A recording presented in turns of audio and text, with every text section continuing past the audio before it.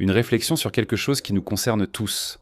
On va finir par ne pouvoir s'entraîner qu'à la maison en été, mais seulement si tu as de l'argent pour t'acheter un home trainer, un ventilateur ou surtout la climatisation. Je vais vous raconter une anecdote. Il y a 3 ans, quand ma famille et moi avons décidé de déménager d'Alicante à Gérone, 550 km plus au nord, 550 km censés être plus frais, même là-bas il y avait déjà des moments où tu ne pouvais pas sortir de toute la journée, ni même de toute la nuit. Même si tu sortais à 4 heures du matin, il faisait 30 degrés et tu crevais de chaud.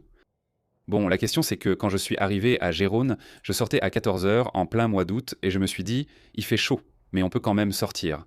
Donc tu vois, c'est déjà ça de gagner, non?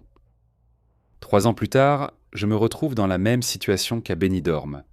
Il est pratiquement impossible de sortir pendant toute la journée, du moins pendant ces heures de forte chaleur, qui sont si persistantes qu'aujourd'hui j'ai été obligé de sortir à 4h30 du matin.